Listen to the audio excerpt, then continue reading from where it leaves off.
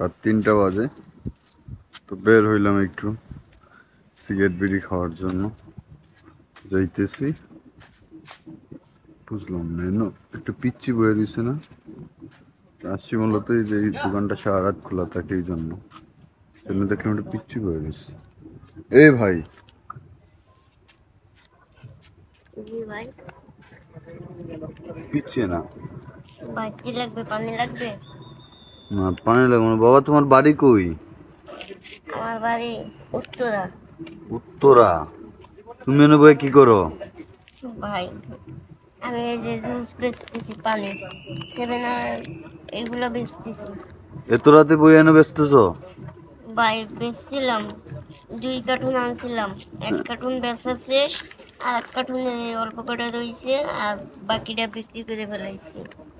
এখানে বইয়ে কানতেছো কেন? আমার তো মনে হইতেছে তুমি কানতেছো, ঘটনা কি? ভাই কি কেমন দুঃখের কথা, আসার সময় আসার সময় গাড়িতে উঠবো, তো গাড়ি পাই নাই কোনো জায়গা। লাস্টে না পাইলে আমি এই মাথার দিকে আইতেছিলাম, হ্যাঁ। আস্তে আস্তে হঠাৎ এই যে 3টা লোক দাঁড়ায় আছে।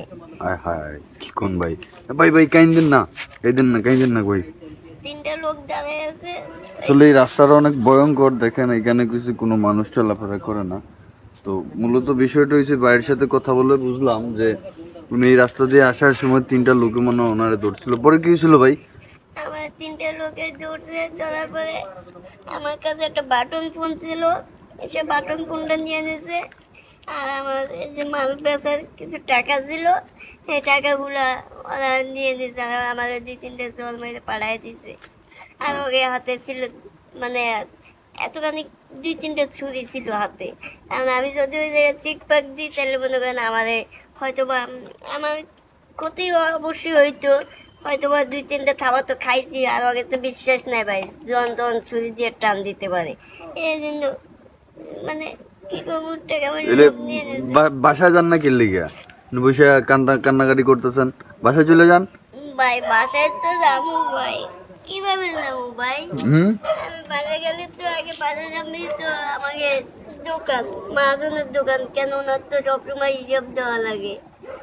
যতক্ষণ মাল নিই, যতগুলো মাল নিই, মালের হিসাব দেওয়া লাগে এবং টাকা বুঝে দেওয়া লাগে। তো এখন আমার দ্বারা তো কয়টা আছে, 4টে 6টা আছে, ছয়টা আছে, আর বাদ বাকি টাকা তো আগে গেছে। এখন আমি কিভাবে মাহাজনের এই হিসাব দেবো, আর কিভাবে কি করবো আমি চিন্তায়, আমি বাসায় যাচ্ছি না, আমি এই জন্য এই জায়গায় বসে আছি। বিষয়টা খুব মর্মান্তিক। এখন দেখেন ভাই বোনেরা, মানুষ কত খারাপ। এই যে অসহায় একটা মানুষ, হ্যাঁ, এই মানুষটা পরিশ্রম করে খায়, কারোর সাথে কাছে হাত পাতে না, কর্ম করে খায়। এই যে ঠান্ডা পানি এগুলো মনে হয় বাসে বাসে বিক্রি করে। তো কি দরকার আছে এই মানুষটার কাছে মনে করো যে মাইরা দুইটা টাকা পয়সা নেওয়ার লাইগা? এখন এই যে অসহায়ের মতো এই যে রাস্তার পাশে বইসা রইছে, বইসা কান্নাকাটি করতেছে, বাসায় যাওয়ার ভয় পাইতেছে, কারণ ওই যে মহাজনের কাছ থেকে জিনিসপত্র নিচ্ছে, আমার টাকা পয়সা তো বুঝাই দিতেই হবে। মাহাজনের টাকা পয়সা বুঝাই না দিলে পরবর্তীতে আমার আর চাকরিতে রাখবে না, চাকরিতে বাদ দিয়ে দেবে। হ্যাঁ, খুব আমার খারাপ মা বিষয়টা। আছে, আমার বাবা আছে। আমার বাবা একজন অসুস্থ, তার মানে এ প্রতিদিন ইস, চিকিৎসার খরচের টাকা দেওয়া লাগে, ওষুধ কেনার টাকা দেওয়া লাগে, এই দিই আর কি করবো ভাই। সামনে আমাদের 3টা লোকই আমাদের কাছ থেকে টাকা, মোবাইল টোবাইল সব নিয়ে নিছে। আর মাহাজনের আমি সব দেবো কি, আর আমি নিজে চলবো কি ভাই? সে হায়, এখন এই লোকটা।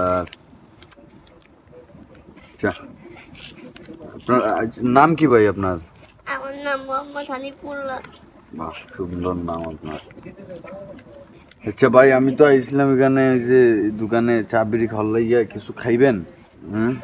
না ভাই, কিছু খাবো না, আমার টাকাগুলো পাইলে আমার অনেক উপকার হইতো ভাই। এই তো, এই ঠিক আছে, চলেন দেখি আপনার জন্য কিছু করতে পারি। দেখি আন, উঠেন। না ভাই, আমি যাবো না। এই যে দেখি আপনার কিছু সাহায্য করতে পারি, নিতে গিয়ে আমার বড় ভাই একজন আছে, কিছু বললাম। হ্যাঁ। না, আপনি হয়তো বা আমার এগুলো নিয়ে নিতে পারেন ভাই। হ্যাঁ ভাই, আপনি আমার এমন লোক মনে করলেন? হ্যাঁ, আমি আপনার লগে কত সুন্দর করে এতক্ষণ কথা বললাম, আপনি আমার ওইরকম সুর ছিনতাইকারী মনে করলেন? ভাই কিভাবে বিশ্বাস করবো ভাই? আমাদের সুন্দরভাবে ডাক দিয়েছে, ডাক দিয়ে আপনার মতো সুন্দরভাবে ডাক দিয়ে কথা বলতে, তার ভিতরে কাম চাইতে দিতেছে ভাই। ভাই আমি তো ভাই তোমার এগুলা নিয়ে কি করবো? আমি তো এগুলা রাইতের বেলা নিয়ে বিক্রি করতে পারবো না, খাইতেও পারবো না। আমি হয়তো তোমার কিছু খাওয়াইতে পারি, সাহায্য সহযোগিতা করতে পারি, তো পয়সা নাই। জুস আছে, খাইবা? না ভাই, আমার এখানে আসবে ভাই। না, এই যে দোকান থেকে জুস খাও, অনেকগুলা তো খায়া পেট ভরবে না, একটা জুস খাও।